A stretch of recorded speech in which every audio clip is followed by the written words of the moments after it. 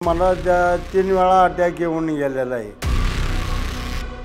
पण त्यातनं मी वाचलो. पॅरेलाइज झालो होतं, पण त्याच्यातून पण वाचलो. अजून मी व्यायाम करत असतो.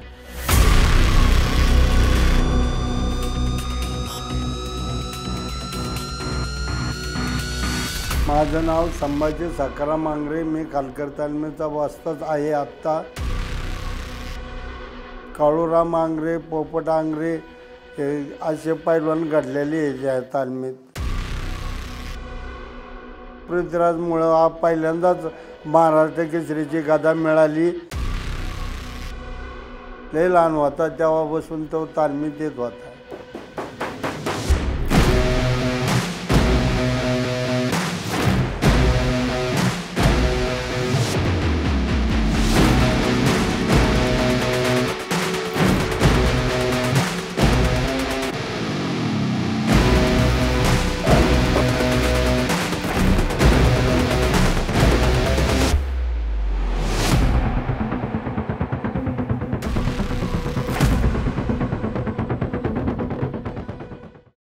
असा एकमेव महाराष्ट्र केसरी आहे मी. त्या स्टेडियममध्ये मी 3 ते 4 तास फोटो काढत होतो फक्त. जेव्हा जे पैलवान असतात ना ते कायम नम्र असतात आणि हे एवढा थोडा विरोधाभास वाटतो, कारण ते आक्रमक दिसताना पण असताना ते एकदम शांत आणि हंबल आणि एकदम निर्मळ मनाने बोलत असतात, मायाळू असतात. सिरियस परिस्थिती होती तेव्हा ते बघायला आले आणि त्यांची दोस्ती ही लय महत्वाची, कारण अजून पण सांगतात महाराष्ट्रात जो पैलवान असेल तो फक्त हरिश्चंद्र मामा बिराजदार असेल. त्याच्यासारखी कुस्ती आणि त्याच्यासारखी धावकी कोणाचीच नसेल. की आपण म्हणतो पैलवानाचा मेंदूळ गुडघ्यात आहे, पण पैलवानासारखा शार्प माइंड आपण म्हणतो स्पोर्ट्समॅनमध्ये पैलवानासारखा शार्प माइंड सगळ्यात पैलवान. कारण का त्याला 3 मिनिटाचे 2 राऊंड आहेत आणि 30 मिनिटाची विश्रांती. त्याला सेकंदाला त्याच्या डोक्यात पाहिजे काय तुला कुठला पाय पुढे घेतलं तर हा डाव करणार आहे, पण आपल्याला हा डाव पाय पुढं घेऊन हा डाव करायचा आहे. हे पैलवानासारखं शार्प माइंड कोणाचंच नाही. बाहेरनं कोण चाललंय मेहनती आवाज नाही आला कोणाला, मग तो डोकून बघणार अरे मेहनत नाही केली का आज, आणि आवाज आला हा बाबा पोर आज मेहनत करते ते, म्हणजे ते आवाजावर जास्त पैलवान ओळखून जातो हा बाबा आज मेहनत झाली. की आपल्याकडे गरिबी पैलवानकी गरिबाची नाहीये आणि पैलवानकीत असं आहे गरिबाचाच पैलवान होतो पण पैलवानकी गरिबाची नाहीये. एपिसोडची सुरुवात करण्याच्या आधी एक खूप महत्त्वाची गोष्ट तुम्हाला सांगायची आणि ही गोष्ट सांगितल्याशिवाय हा एपिसोड पूर्णच होऊ शकत नाही. बर्वा हा ब्रँड तुम्हाला माहिती असेल, त्यांचे अनेक प्रोडक्ट्स तुम्ही वापरले असतील आणि पाहिलेही असतील अनेक ठिकाणी, पण त्यांचं एक इंटरेस्टिंग प्रोडक्ट आहे आणि त्या प्रोडक्टबद्दल आज मी तुम्हाला सांगणार आहे, कारण हा एपिसोड करण्यासाठी बर्वाने खूप मदत केली आपली. सो त्यांनी एक प्रोडक्ट आणलं आहे गुळाचं, आणि या गुळाच्या प्रोडक्टमध्ये सुद्धा त्यांचे 4 वेगवेगळे फ्लेवर्स आहेत.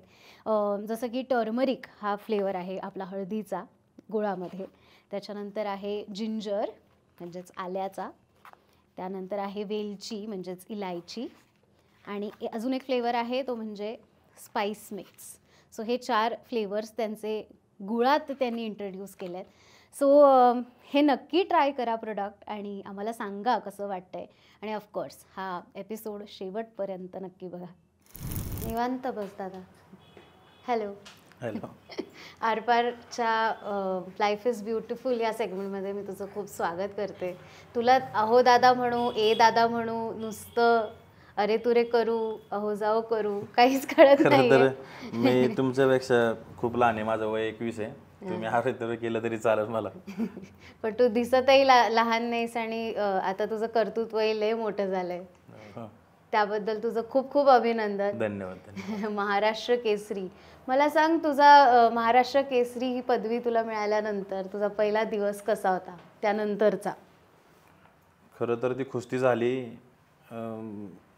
खूप आनंद. म्हणजे जे आमच्या घराण्याचं स्वप्न असेल 4 पिढ्यांचं स्वप्न होतं ते पूर्ण झालं आणि कुस्ती झाली. ती आनंद म्हणजे वाटत नव्हतं की आपण महाराष्ट्र केसरी झालो आहे, पण ते समोर सगळं दिसत होतं. नेते असतील ते गादा देत आहेत मला, माझे मित्रमंडळी सगळे जल्लोष करताय. म्हणजे एक आपण म्हणतो ऊर्जा आपली, म्हणजे जे आपण कष्ट केले ते जे झाले ते म्हणजे वडिलांचं असतं वस्तादांचं असतं स्वप्न पूर्ण झालं. त्याच्यानंतर रात्री सगळे फोटो काढून झाले 2-3 वाजेपर्यंत.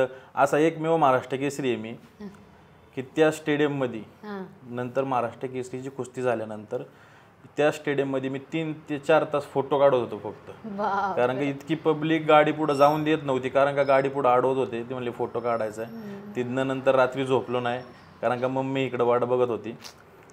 5 वाजता निघालो मी. सगळ्यात पहिलं 9-9:30ला दगडूशेठला पोहोचलो, कारण का बाप्पांचा मी पहिला आशीर्वाद घेऊन गेलतो. आपण म्हणलो तर पहिली गदा नंतर पुण्यात आलं की तुमच्याकडेच येईन. मग तिथं दगडूशेठ बाप्पांना गदा दाखवली त्यांना, म्हणजे जी महाराष्ट्र केसरीची गदा आहे ती त्यांच्यापाशी घेऊन गेलो. मग तिथं स्वागत केलं त्यांनी. मग नंतर मीडियाला बाईट दिली आणि पहिलं मग नंतर मम्मीला भेटायला गेलो. मम्मी आणि आजी. हो, मम्मी आणि आजी. आजी तुझ्यासाठी दूध घेऊन यायची मुळशीहून, असं आम्ही ऐकलंय. हो, मी ट्रायलला इकडं असलो, म्हणजे महिनाभर मी मेहनत करत होतो इथं.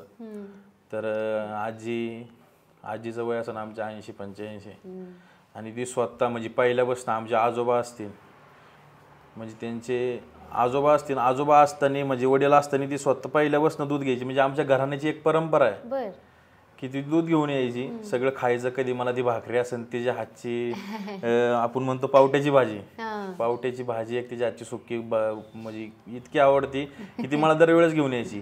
आणि आमचं गाव आहे इथनं 30 ते 35 किलोमीटर आहे. तिथनं ती बसनी यायची. मग रोज मला अजून पण आत्ता पण दूध घेऊन ती माझ्यासाठी येते. किती भारी आहे. आणि घरच्यांचं असतंच ना, म्हणजे सगळं जे श्रेय आहे ते आपण घरच्यांना उगाच नाही देत, ते त्यामुळेच घरच्यांचं खूप म्हणजे मी मामाकडे जरी गेलो, माझ्या म्हणजे त्या घरी जरी गेलो तरी माझं त्यांनी कधीच डाएट नाही चुकवलं असतील. माझ्या माम्या असतील, 2 मामे आहेत, 2 मामा आहेत, आणि माझा भाऊ असेल तिकडं, माझी मावशी तिकडं. त्यांनी आजपर्यंत कधीच नाही. मी जी अवस्था, तर मी 8 वाजता उठतो, 8 वाजता नाश्ता असतो, शिरान थंडाई. तिथं मामाच्या घरी गेलो तरी मला शिरान थंडाई, म्हणजे आपण जी म्हणतो थंडाई पैलवानांसाठी प्रॅक्टिस केल्यावर जे लागते, तिथं पण ते असतं. दूध असतं, टायमिंगचं, तुपातलं जेवण. मी ज्या दिवशी घरी तिथं असतं तिथं तुपातलं जेवण असतं. म्हणजे डाएटचं कधीच त्यांनी चुकून नाही. लहानपणापासून वडील असतील, मामा असतील, वस्ताद असतील, त्यांनी डाएटवर खूप ध्यान. पण हे डाएट फार कठीण असतं का? म्हणजे आता आम्ही पिक्चरमध्ये बघितलंय की 12 अंडी खायला लागतात, तर हे खरं आहे की म्हणजे कसं डाएटचं स्वरूप कसं असतं, किंवा रुटीन मध्ये तू काय काय खातोस? ते कुस्तीमध्ये प्रत्येक वेट कॅटेगरी आहे. आता जी मी ह्याच्यात खेळतो 125 किलोला, आमचा घाम इतका जातो मॅडम की आम्हाला जास्त कॅलरीज, म्हणजे आता सकाळी जर प्रॅक्टिस झाली 4 तास, तर आम्हाला रिकव्हरी करून संध्याकाळी परत ती 4 तास प्रॅक्टिस करायची. घाम इतका जातो की अंगातनं आंघोळ करतो जो आपण, अंग असं थरथरत असतं. 12 नाही अंडी तर पैलवान हा म्हणजे ज्या डाएटमध्ये असेल हा 30 पण अंडी खातो. व्हाईट एग बनतो आपण, कारण का सगळ्यात जास्त प्रोटीन आपल्याला त्याच्यातनं भेटतं. नंतर मग थंडाई असेल, आणि आपण म्हणतो काहीतरी दलिया, ड्रायफ्रूट, हे नाश्त्यामध्ये जास्त. हे थंडाईची रेसिपी सांग बघूया. थंडाई म्हणजे नॅचरल, म्हणजे पहिल्यापासून चालू आली, म्हणजे जी आपण म्हणतो गामा पैलवान असतील त्यांच्यापासून जी कुंडीतली थंडाई असते, त्याच्यात म्हणजे आपले बदाम असतील, बारके बदाम असतात, नंतर बडीशेप, खसखस, धने, इलायची, मग काळी मिरी असन, लवंग असन, ती सगळी मिक्स करून, कारण का घाम इतका गेलेला असतो, पैलवान तुपातलं खाऊन असन, सगळे फ्रूट खाऊन असन, त्याची एक आतमध्ये ऊर्जा निर्माण झालेली असते. थंडाई हे असं आहे की हे प्रॅक्टिस झाल्यानंतर शांत करतं. थंडाई शांत म्हणजे रिकव्हरी, एक आपण म्हणतो रिकव्हरी, घाम गेलेला आहे सगळ्यात जास्त, ती थंडाई रिकव्हरी करते. आणि मग तू म्हणजे रोज तुम्हाला थंडाई रोज म्हणजे 2 टाइम आणि 2 लिटर, एक म्हणजे 125 किलोचा पैलवान 1.5 ते 2 लिटर हा थंडाई पितोच. बापरे. आणि मग तुम्ही ती इथेच बनवता? हो, तालमीतच सगळं तालमीतच.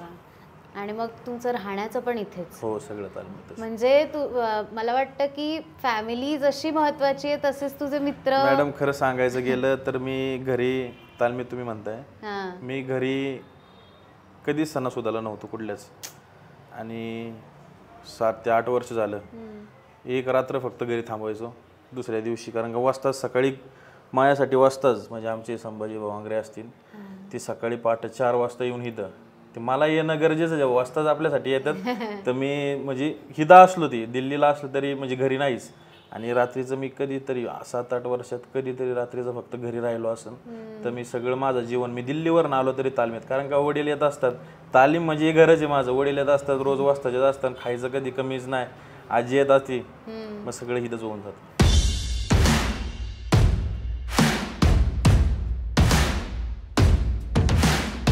तालमीची स्थापना जवळजवळ 1800 साली झालेली आहे. 1800च्या नंतर तालमीची स्थापना झाली. शंकरराव चव्हाण हे पहिले वाजतात म्हणजे माझ्या आठवणीत. त्याच्यानंतर मारणे पाटील, जयवंत मारणे हे वाजतात होते. त्याच्यानंतर बाळासाहेब फणसाळकर आणि शंकरराव पटवर्धने हे या तालमीचे वाजतात होते. आणि त्याच्यानंतर मी ह्या तालमीची देखरेख करीत असतो. पहिलं एक गोपाळ नावी म्हणून पैलवान होता, खालकर तालमीत चांगलं नामांकित पैलवान होता. त्याच्यानंतर मारणे वाजतात हे पैलवान ह्याच तालमीत होते. त्याच्यानंतर अमृता मोळ होते आणि आत्ता पृथ्वीराज मोळ तालमीत आहे. पृथ्वीराज आणि त्याचा लहान भाऊ पृथ्वीराज मोळ हा पहिल्यांदाच महाराष्ट्र केसरीची गदा मिळाली. तो सांगन ते ऐकत असतो, म्हणून तेवढी मेहनत करीत असतो, सराव करीत असतो. चांगला लंगोटण्या असायला तालमीतच शिकला. लय लहान होता तेव्हापासून तो तालमीत येत होता. याच्या अगोदर आम्हाला अमृता मोळकडनं गदा मिळाली होती, पण ती गदा स्थगित झाली. त्यावेळेस त्यांनी ऑब्जेक्शन घेतलं आणि ती गदा स्थगित केली. नाही तर अमृता मोळला गदा मिळाली होती, पण त्यांनी परत घेतली. पानशेतचा पूर आला त्यावेळेस पुरामुळं तालीम पडली. मग तालीम डबल बांधण्याचा प्रयत्न केला, पण ते तालीम डबल नाही झाली. आणि नंतरच्या काळात हे बिल्डरनी तालीम बांधायला घेतली आणि ते दुकानं काढली त्यांनी आणि आडवी तालीम केली. पूर्वी जास्त पैलवान होते, पैलवानकीची आवड जास्त होती पूर्वीच्या लोकांना. आता त्या काळात पैसा नव्हता, पण आवड जास्त होती. आत्ताच्या काळात पैसा जास्त झाला, पण पैलवानांना आवड कमी झालेली आहे. कारण त्या काळचा व्यायाम खूप मोठा होता, आताचा व्यायाम कमी आहे.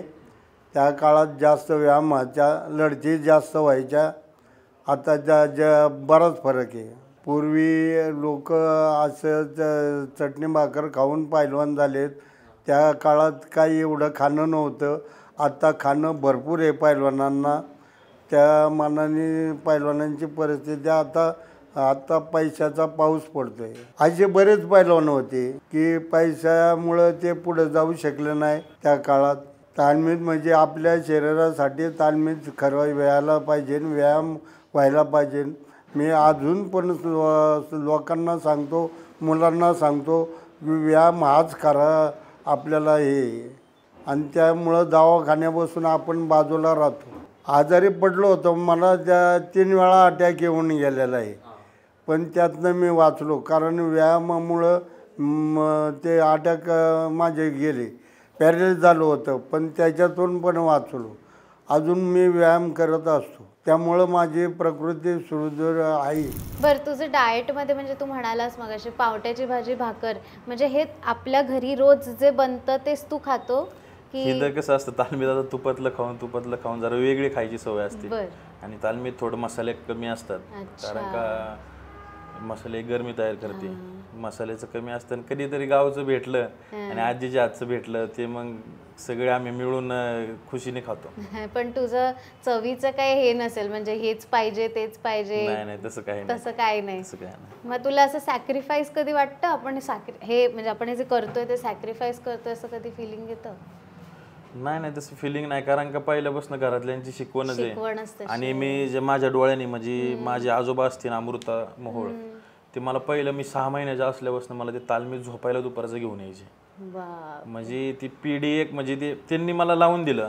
आणि मग त्यांचं निधन झाल्यानंतर वडील माझे 1.5 वर्षाचे असताना, मी 1.5 वर्षाचे असताना पोटाला बांधून मला तालमीत द्यायचे, माती सोडून द्यायचे. मग दुपारचं आम्ही झोपायचो, संध्याकाळी आंघोळ करून मग परत मग माझी शाळा येतच होती भावे स्कूलमध्ये. मग तालमीतनंच भावे स्कूलमध्ये जायचं. म्हणजे पहिली म्हणायचं बसणं 6 महिन्याचं असल्यापासून तालमीतच आहे मी. मॅडम, तुला आठवतंय असा पहिला दिवस जो तालमीमध्ये, म्हणजे तू लहानपणापासून येतोय म्हटल्यावरती तुला असं लक्षात नसेल की अगदी लहानपणी काय झालेलं, पण लक्षात राहिलेलं असं पहिला दिवस आठवतो का तालमीत? लक्षात म्हणजे तसं आठवतंय मला थोडं. आणि एक म्हणजे एक चांगलं आठवतंय मला.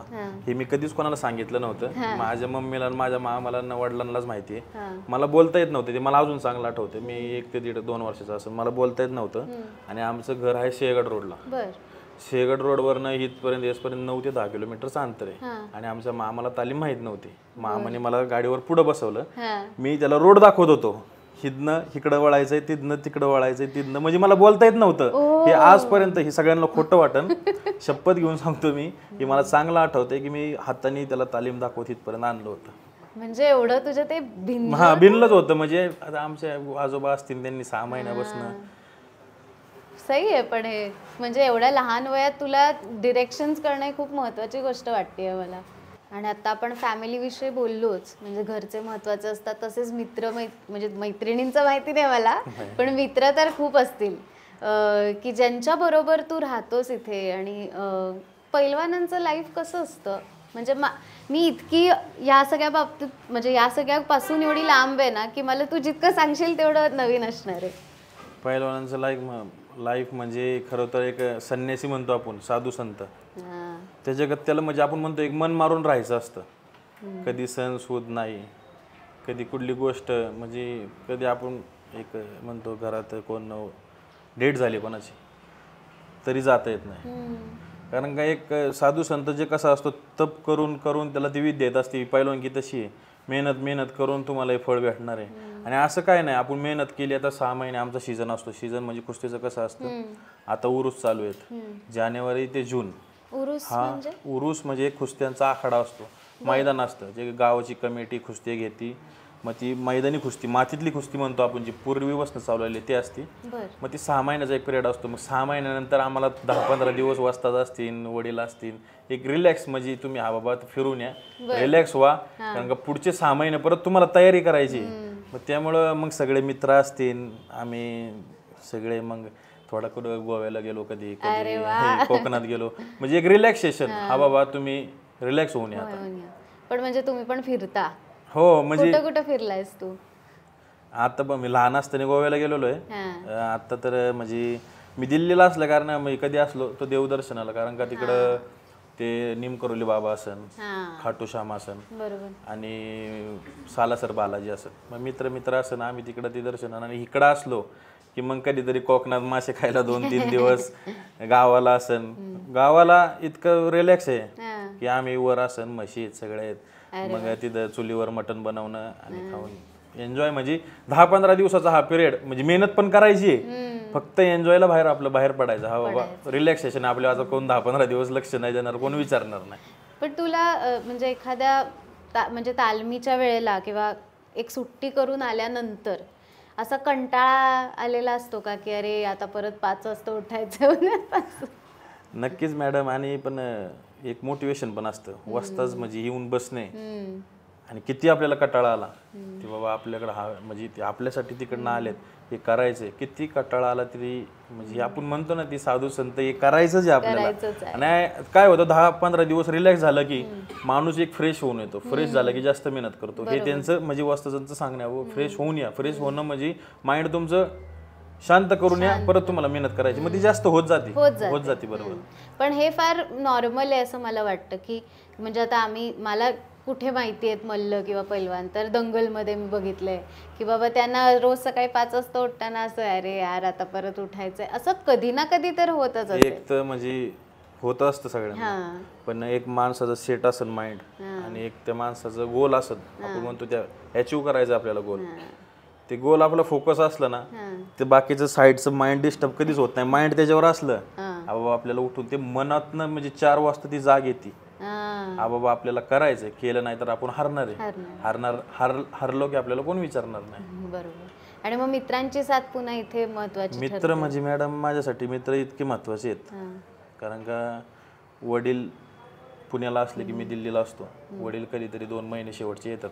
पण माझ्यासाठी मित्र इतकं महत्त्वाचे आहेत, कारण का खाण्या बसणे तर झोपण्यापर्यंत ते सगळे माझे, म्हणजे काय डाएट असेल, बाबा आता कुठं बाहेरचं काम असेल, ते स्वतः करून बाबा तू प्रॅक्टिस कर, आराम कर, आम्ही सगळं बघतो. मित्र माझ्यासाठी म्हणजे मॅडम आता हे सगळं बघतात, पण मित्र माझ्यासाठी खूप महत्त्वाचे आहेत. म्हणजे त्यांनी माझ्यासाठी जे केलंय, आणि जे म्हणजे असं मी बोलून म्हणजे त्यांचा आभार आपण म्हणतो. आपण मित्राचं काय करायचंय, मित्राचं काय आभार मानायचं, आपण त्याच्यासोबत राहणं हेच महत्वाचं आहे.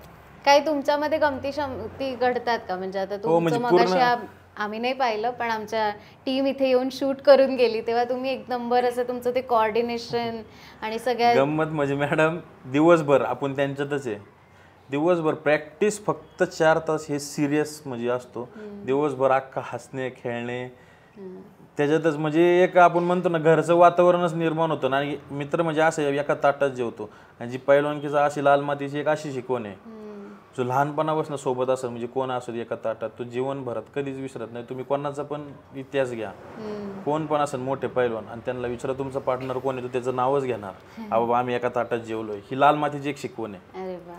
तो पैलवान मग किती मोठा झाले तरी तो विसरू शकत नाही. मला सगळ्यात भारी काय वाटलं माहितीये, तुमचे श्वास जे होते ना सुरू कवायती किंवा सराव करताना, तर ते खूप सुसंगत होते. म्हणजे तिथे कुठेही रिदम हलत नव्हता. तर त्याच्यामधनं कळतं की हे किती तुम्ही कनेक्टेड आहात आणि किती छान तुम्ही माइंड म्हणजे पहिल्यापासून चालू आहे. आमचे वस्तच सांगायचे की तुम्ही एक आवाज काढत मेहनत ही पूर्वीची आहे. आवाज काढत आपण जोर मारले बैठक मारले एक आवाजावर जातं, त्या आवाजावर ते लक्ष जातं आणि जे आपल्याला म्हणजे ते दुःख आहे ते दुःखात म्हणजे कळत नाही, त्या आवाजावर ते व्यायाम जास्त होऊन जातो. बाबा आवाज काढायचा आहे. आणि तो एक तालमीत 4-5 जण असले 15-20 जण असले तालमीत एक आवाज घुमतो. पहिल्यापासून कशी म्हणायची माणसं, बाबा 4 वाजता उठले बाहेरनं कोण चाललंय मेहनती, आवाज नाही आला कोणाला मग तो डोकून बघणार अरे मेहनत नाही केली का आज, आणि आवाज आला हा बाबा पोरं आता मेहनत करते ते, म्हणजे ते एक आवाजावर जास्त पहिल्यावर ओळखून जातो हा बाबा आज मेहनत झाली.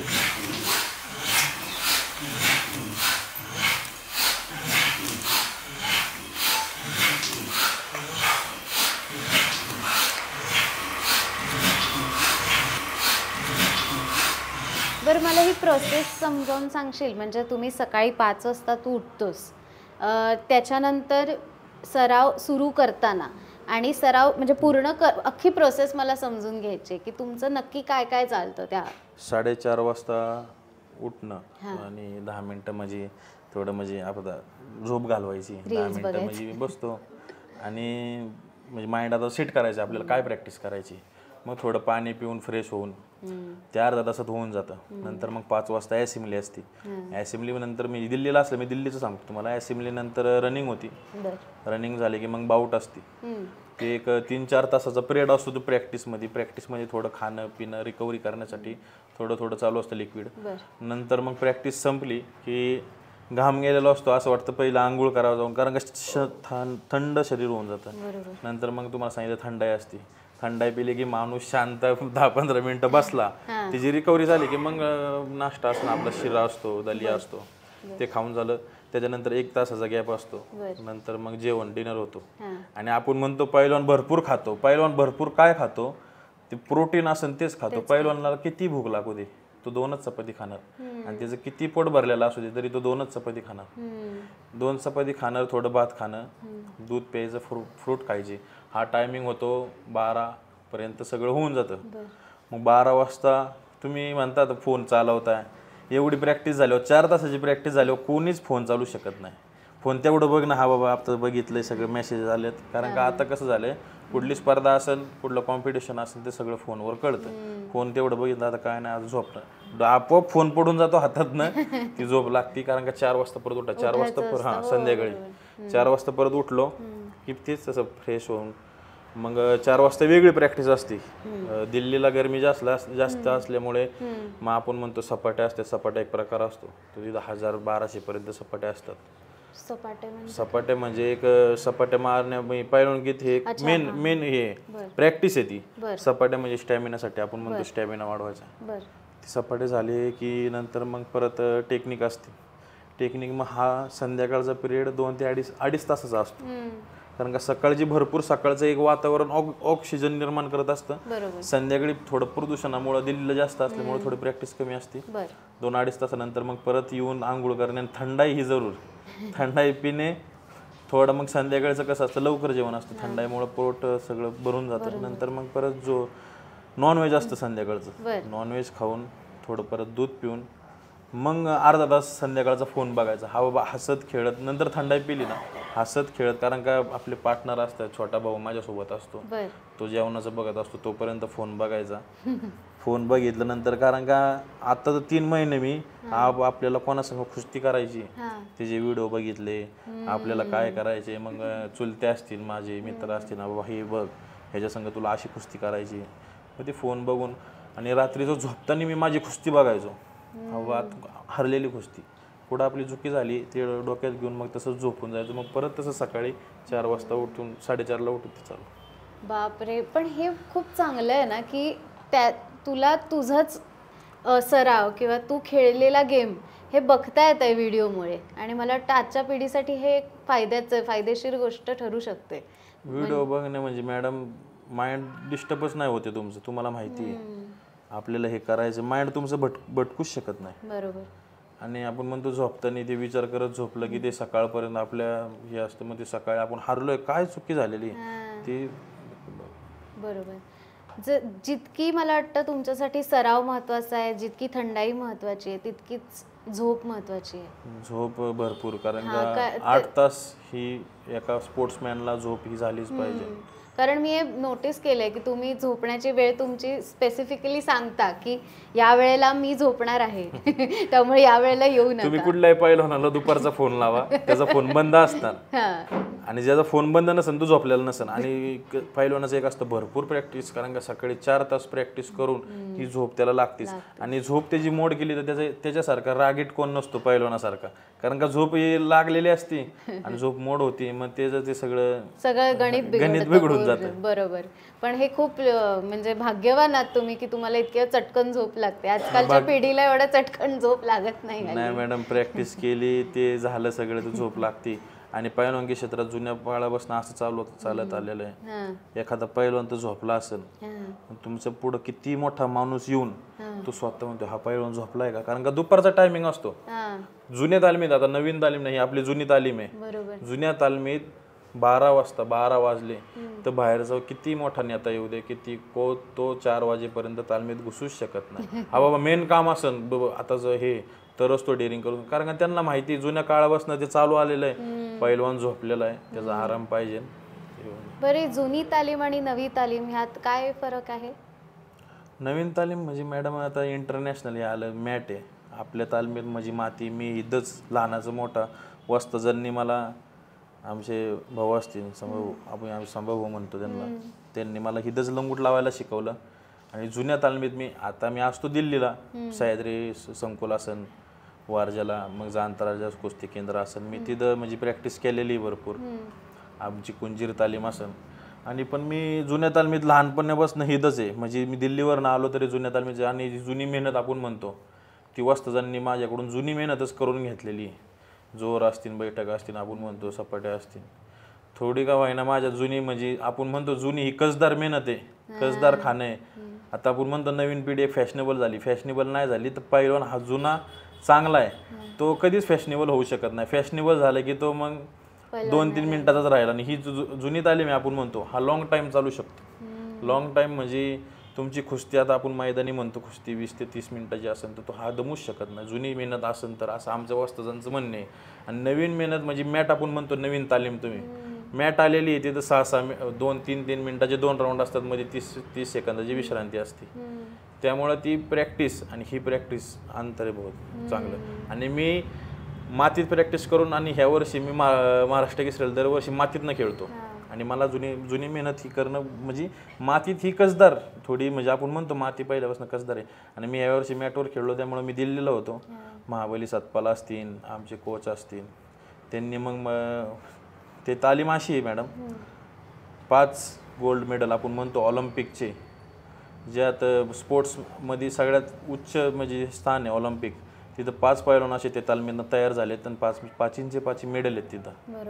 सुशील कुमार असन, रवी दहिया असन, बजरंग पुनिया असन, त्यांनी माझ्याकडून ह्या वर्षी प्रॅक्टिस करून घेतली. तुला मॅटवर असं करायचं, आणि खूप सोपं झालं. मग मॅटवर ह्या वर्षी खेळलो मी, आणि कुस्त्या चांगल्या करतो. सही आहे. पण म्हणजे जुन्या तालमी अजून जिवंत राहायला पाहिजेत, पण त्या तितक्या राहत आहेत का, किंवा त्या हळूहळू नामशेष होण्याकडे चालल्या आहेत का? कारण हल्ली पैलवान जास्त होताना दिसत नाहीत, आणि जे होतात ते मग नव्या तालमीकडे जातात का?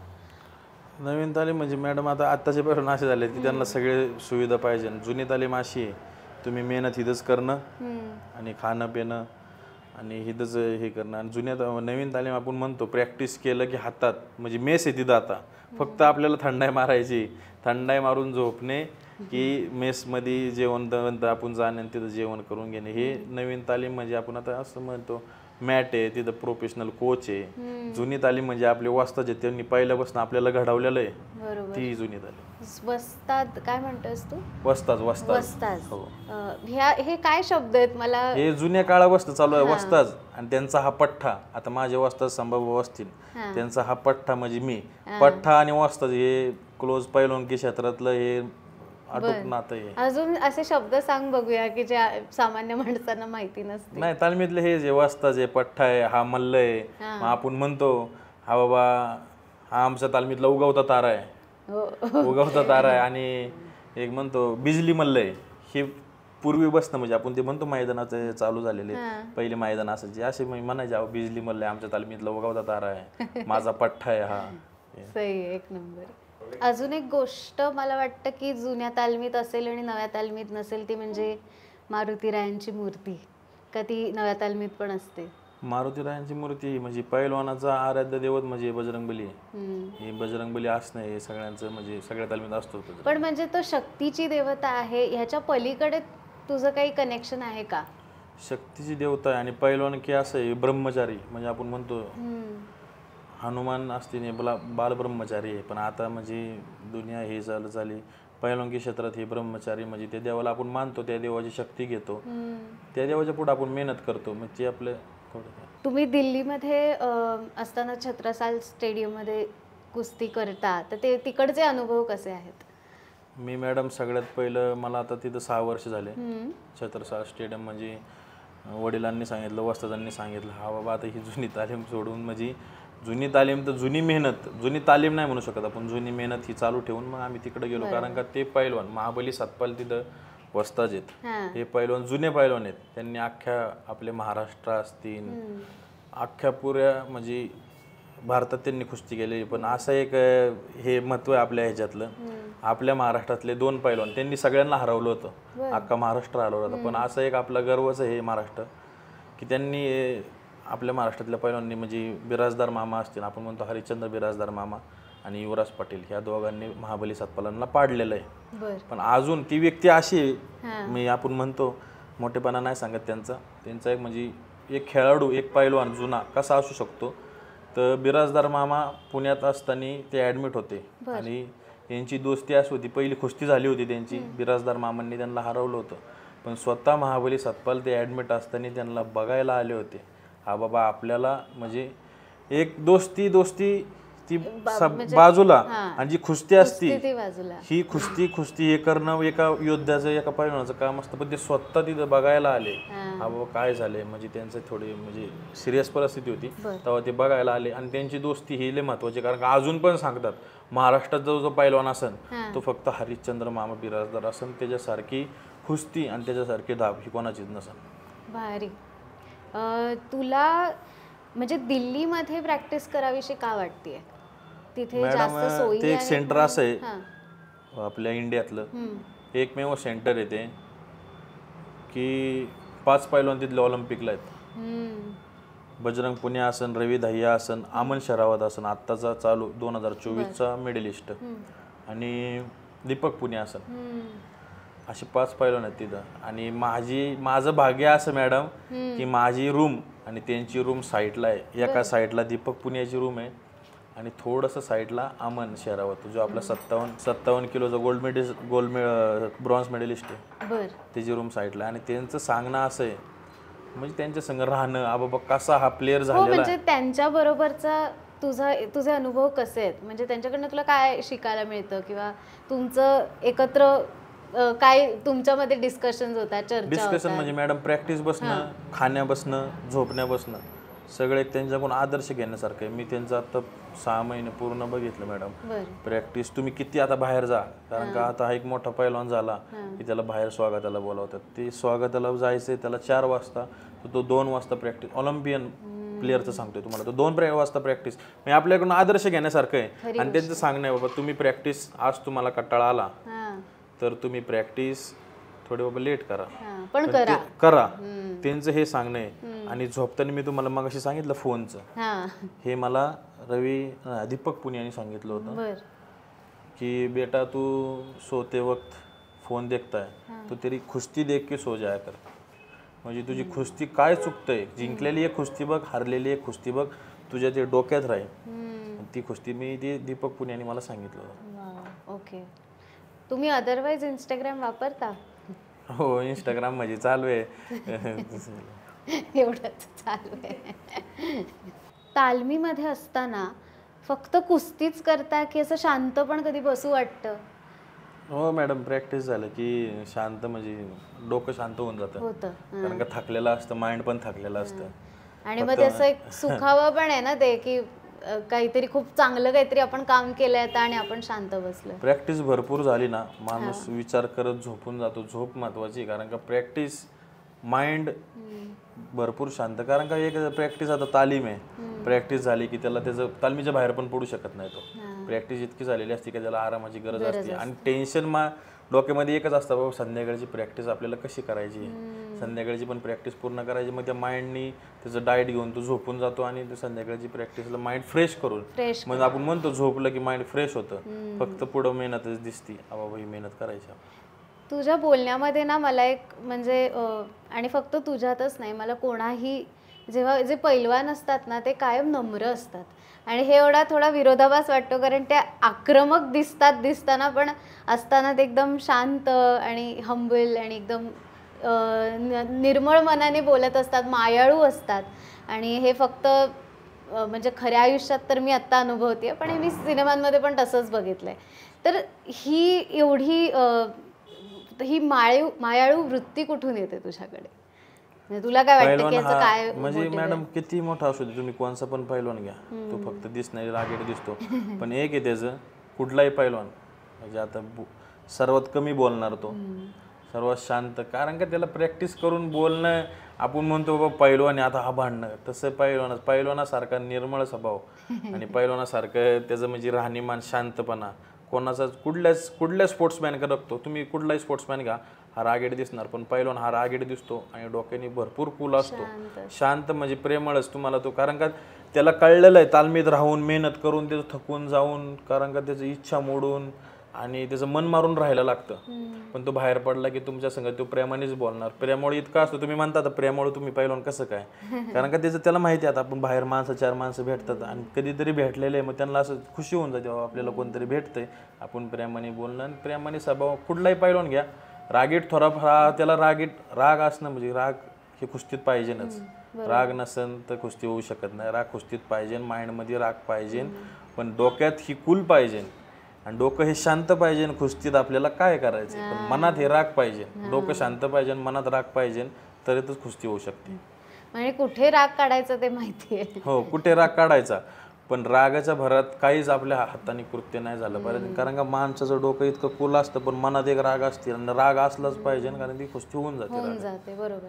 जितका हा शक्तीचा खेळ आहे तितकाच तो युक्तीचा खेळ आहे. तर आता शक्ती तुम्ही शिकता, इथे तुम्हाला शिकवली जाते, तशी युक्ती पण शिकवली जाते. आणि युक्ती पण शिकवली म्हणजे आपण म्हणतो टेक्निक. मॅडम एक जुन्या काळापासून मी हे म्हणजे सगळ्यांनाच माहिती की आपण म्हणतो पैलवानाचा मेंदूळ गुडघ्यात आहे, पण पैलवानासारखा शार्प माइंड आपण म्हणतो स्पोर्ट्समॅनमध्ये पैलवानासारखा शार्प माइंड सगळ्यात पैलवान. कारण का त्याला 3 मिनिटाचे 2 राऊंड आहेत आणि 30 मिनिटाची विश्रांती. त्याला सेकंदाला त्याच्या डोक्यात पाहिजे काय तुला कुठला पाय पुढे घेतला तर हा डाव करणार आहे, पण आपल्याला हा डाव पाय पुढं घेऊन हा डाव करायचा आहे. मी पैलवानासारखं शार्प माइंड कोणाचंच नाही नसतं. त्यामुळे युक्ती खेळ प्रसंगावधान जे असतं. हो, कारण का पहिल्यापासून ही डाव प्रॅक्टिस करून घेतलेली असती, माइंड मध्ये बसलेलं असतं. आता कॉम्पिटिशन असेल, आज सकाळची विश्रांती असेल, संध्याकाळचं कॉम्पिटिशन असतं, त्याच्यात तेच असतं. कधी कधी असं पण होऊन जातं मॅडम, आणि माझ्या ह्याच्यात झालेलं आहे, म्हणजे मी झोपलेलो आहे रात्रीचा आणि माझी ती आपण म्हणतो पट काढतो डिफेन्सी, ती ॲक्शन रात्रीची होऊन जाते.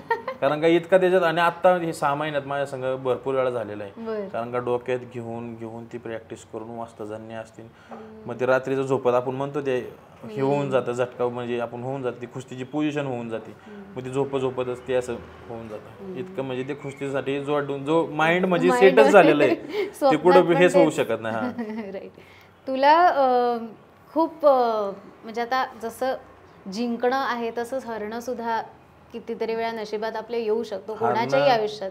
तर ते कसं करतोस तू हरण्याशी? माझी सगळ्यात पहिली कुस्ती झाली लहानपणापासून, म्हणजे मी पहिलीला असेल दुसरीला असेल, आजोबा माझे असतील ज्ञानबा जांभूळकर, म्हणजे आजोबा मम्मीचे वडील, त्यांनी मला सगळ्यात पहिलं कुस्ती लिहिलं. मॅडम मी सांगतो सगळ्यात पहिली कुस्ती मी चित पडलेलो आहे, म्हणजे हारलेलो आहे. जी मैदानी आपण मातीतली कुस्ती म्हणतो ती हारलेलो आहे.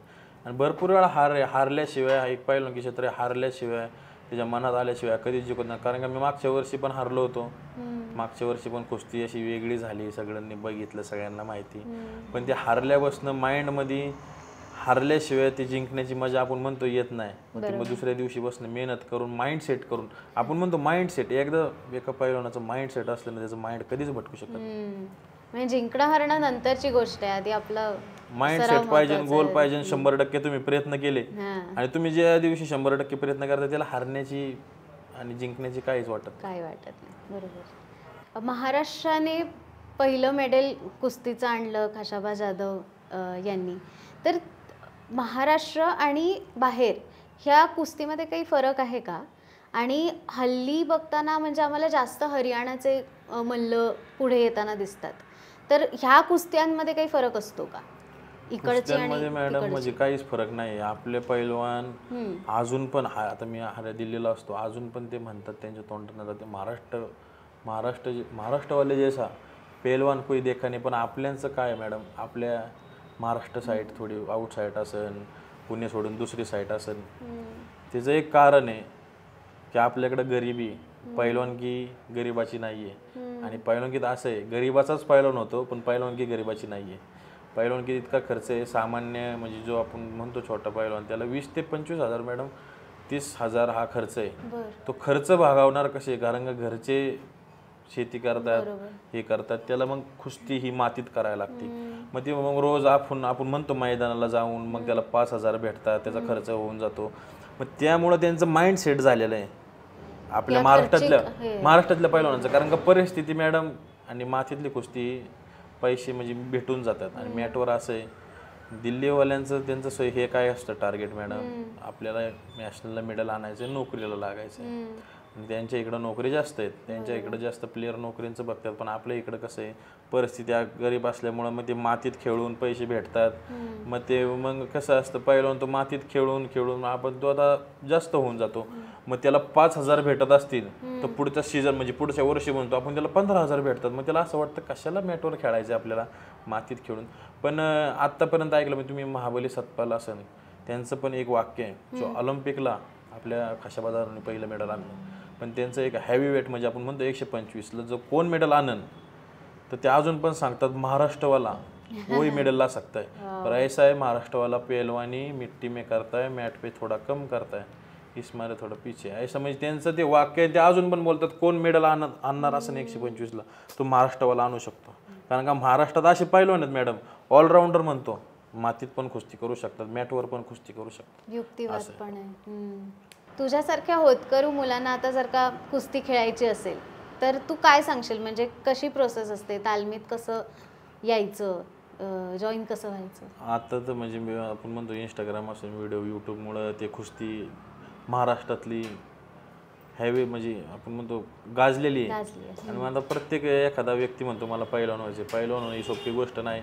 आणि पैलवान किती मेहनत करणं, सगळेच पैलवान बनले असते असं असेल तर आपण म्हणतो. पण पैलवान किती येणं म्हणजे आपण म्हणतो जुन्या तालमीशी राहणं कनेक्ट, ही तर जुनी तालीम पाहिजे. तुम्हाला जर पहिल्यापासून शिकायचं आहे, मग वस्ताद असतील, जुन्या वस्ताद असतील, मग त्याला जोर मारायला, बैठक मारायला, डाव प्रॅक्टिस असेल, हे हळूहळू त्याच्या माइंडमध्ये सेट होऊन मग त्याला बाबा असं वाटतं आता मॅटवर केलं पाहिजे, युग बदलते, मग तो नवीन जुन्या तालमीतनं नवीन तालमीत जायला बघतो. मग हे मग असं होत चाललंय, कारण का जुन्या तालमीत कमी पैलवान होत चाललेत.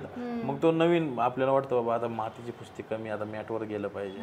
मग ते नवीन तालमीत जाऊन मग मॅटवर तिथं प्रॅक्टिस शिकून व्हिडिओ बघून. आत्ताच्या काळात मॅडम असं आहे, जेवढं तुम्ही बघसान यूट्यूबला, आणि यूट्यूब आता जास्त म्हणजे कुस्ती बरोबर सगळे पडत लाईव्ह असतं, सगळे मैदान लाईव्ह असतात. जेवढी तुम्ही कुस्ती बघत जासाल आणि पहिल्यापासून वस्तादांचं जुन्या माणसांचं सांगणे, तुम्ही करण्यापेक्षा म्हणजे आपण म्हणतो डाव करतोय, डाव प्रॅक्टिस करतोय, करण्यापेक्षा बघण्याने जास्त कळतं. आता महाराष्ट्र केसरी तुला मिळाला आणि फार लहान वयात मिळालाय, पण तरी सुद्धा कुठेतरी गालबोट लागलं त्या मोमेंटला, असं तुला वाटतंय का? मुवमेंटला मॅडम ती मुवमेंटच अशी होती, गालबोट लागण्यासारखी मुवमेंटच नाही ती. जी पैलवान असतील ती त्यांना माहिती आहे. आणि गालबोट लागणं म्हणजे मॅडम मी सगळ्यात कमी वयातलं, म्हणजे आपण म्हणतो युवराज पाटील नंतर मी कमी वयातलं महाराष्ट्र केसरी. आणि जी कॉम्पिटिशन होती महाराष्ट्र केसरीची सगळ्यात कमी वयाचं मी तिथं पण, आपण म्हणतो महाराष्ट्र केसरी होणे कमी वयातलं आहे, पण सगळे तिथं सगळ्यात जास्त एजचे होते, सगळ्यात कमी मी होतो. त्यामुळे गालबोट मॅडम असं नाहीये, त्यांचं गालबोट ज्यांना कुस्तीबद्दल काहीच माहीत नाहीये ते बोलते ते ही कुस्ती झाली नाही, पण ज्यांना ही कुस्ती माहिती आहे तिथं 2 सेकंड होल्ड झाला असता. पहिलवानाची मुवमेंटच काय नाहीये, तो काहीच बोलत नाही, तो काय बोलतोय ते रेफरीला बोलतोय, पहिलवानाला काहीच बोलत नाही ना, असं ट्रोल काहीच नाहीये. सो आता आपण पृथ्वीराजच्या बाबांसोबत गप्पा मारणार आहोत, आपण त्यांना बोलूया. नमस्कार काका, तुमचंही आरपार यूट्यूब चॅनलवर स्वागत करते मी. तुम्ही असं म्हणाला होतात की पृथ्वीराजने त्याच्या आजोबांचं स्वप्न पूर्ण केलंय, तर काय नेमकं स्वप्न होतं हे आजोबांचं? कसं आहे, महाराष्ट्रामध्ये जे आपण कुस्ती क्षेत्रामध्ये महाराष्ट्र केसरी झाल्याशिवाय हा बहुमान महाराष्ट्रामध्ये मिळत नाही, पहिलवानच त्याला म्हणत नाही. तर त्याचे आजोबा खूप मोठे पहिलवान होते. त्यांनी 1989-90ला वर्ध्याला महाराष्ट्र केसरी स्पर्धा झाली, त्याच्यामध्ये फायनल जिंकली होती, जी महाराष्ट्र केसरी फायनल होती.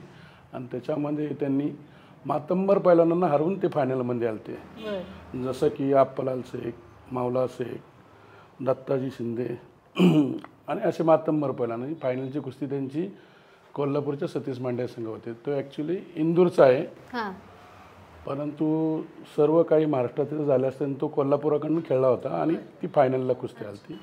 फायनलला कुस्ती आल्यानंतर त्यांनी ती जिंकली कुस्ती. त्यांच्या आजोबाही पहिल्यांदा अमृता मोहोळ, त्यांना तात्या म्हणतात, तर त्या तात्यांनी कुस्ती जिंकली होती. पण काही कारणास्तव कोल्हापूरच्या मंडळींनी तो गोंधळ घालून तो विजय झालेला, फक्त विजय पंचांचा जो विजय झालेला होता तो विजय झालेला असताना गदा दिली नव्हती. तर ते मनाला खूप चुटपुट लागली होती. आणि त्याच्या आधी एक 97ला नगरलाच, म्हणजे ज्यावेळेस पृथ्वीराज होता नगरला महाराष्ट्र केसरी झाला आहे, नगरला पण त्यांची कुस्ती क्वार्टर फायनलला अशीच पार्सलिटीवरती, म्हणजे पार्सलिटी त्याला म्हणता येत नाही, जाणून बुजूनच तो पण अन्याय आहे. तर ते खूप मोठे पहिला असे त्यांना ते किताब मिळाला नव्हता. किताब मिळाला पण ती गादा नव्हती मिळाली. आम्ही त्यांना महाराष्ट्र केसरीच म्हणायचो, ते आहेच, पण सर्व महाराष्ट्र नाही ना महाराष्ट्र केसरी म्हणायचं, आम्ही जवळचे म्हणायचो. तर त्यांच्यात एक आमच्या त्या संपूर्ण त्या कुस्तीच्या आस्था असतात, जसं की आपल्याला एक मनाला एक कुठली तरी गोष्ट आयुष्यभराची लागून जाते.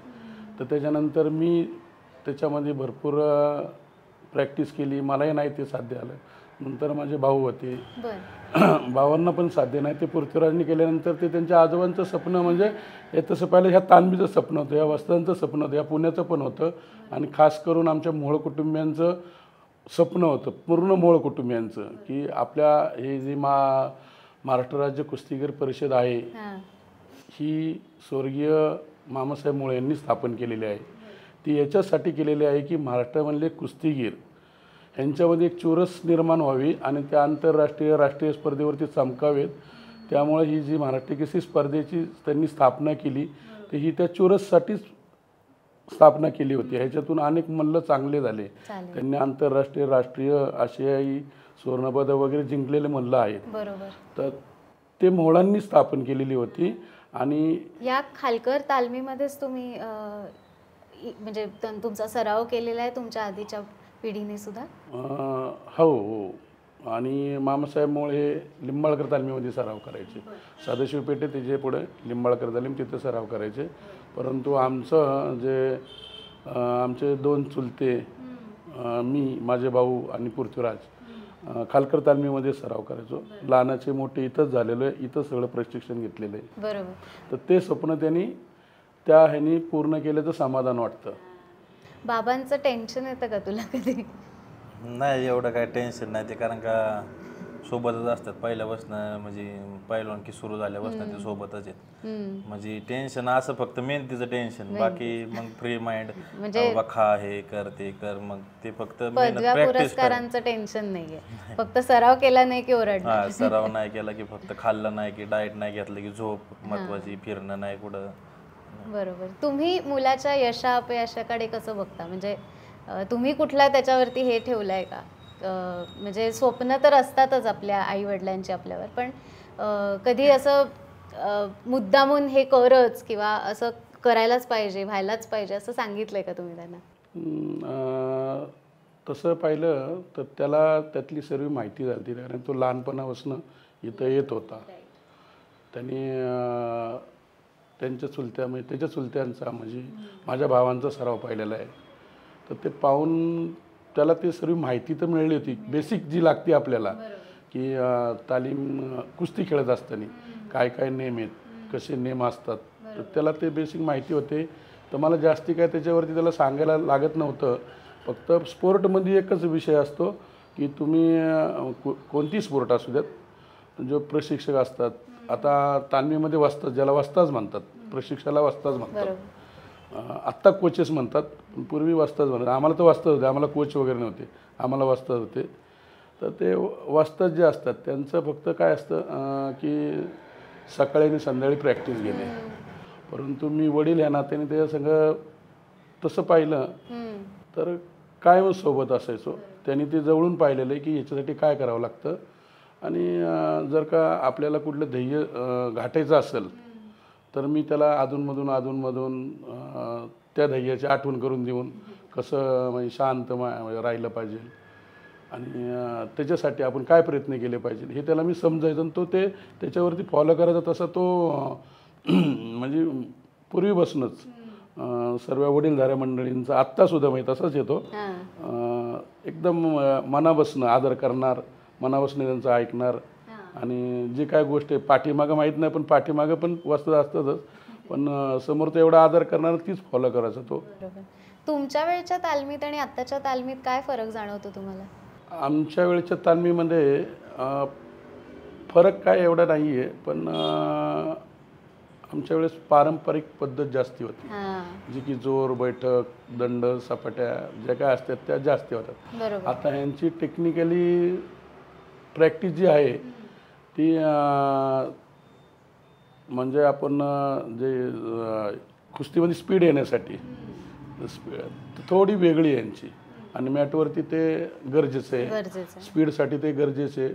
पूर्वीच्या ह्याच्यामध्ये पारंपरिक पद्धतीमध्ये कुस्ती ती जास्ती वेळ चालायची, त्यामुळे ते त्यावेळेसचं बरोबर होतं. आताचं तसं नाही. आताचं तसं नाही. एक व्यसनांपासून पैलवान खूप लांब असतो कायम, तर हे कठीण वाटतं तुमच्यासाठी? नाही, व्यसनांसाठी नाही, काय तालमीमध्ये आलं की सगळ्यात पहिली गोष्ट म्हणजे मैत्री ही खूप जगाच्या कमी असते. जे मैत्री असते आपली, कारण त्याला मित्रच नसतात, ते तालमीतलेच मित्र असतात, त्याचे जे जोडीदार आहेत ते तालमी, आणि ते तालमीच्या बाहेर जात नाही. त्यामुळे व्यसनं काय ती पैलवानांना माहीत पण नसतील, कदाचित माहीत पण नसतील. तुम्ही असं एकदा म्हटलं होतं की तुमच्याकडनं काही चुका घडल्या होत्या ज्या तुम्ही पृथ्वीराज दादाला करू दिल्या नाहीत, तर त्या नेमक्या काय होत्या? चुका म्हणजे कसं होतं, माझ्याकडं महाराष्ट्र केसरी होण्यासाठी दोन वेळेस मी झालो असतो महाराष्ट्र केसरी, पण काही चुका अशा असतात की त्या चुकांमुळं यदा कदाचित देवाने मला ते दिलं नसेल, तर ती चूक म्हणजे कसं, एकतर आपले वस्ताद असतात त्यांच्याशी खोटं बोलणे किंवा थोडासा आळस करणे, कधी कधी कुस्त्यांसाठी बाहेर जावं लागतं तर तिकडंच एखादा दिवस काढणे, आणि या कुस्तीमध्ये एक दिवस तुम्ही सराव नाही केला तरी तुमचा तो 8 दिवसा सराव हे होतो, आणि 8 दिवस नाही केला तर तो 2 महिन्याचा सराव तुमचा कमी पडला.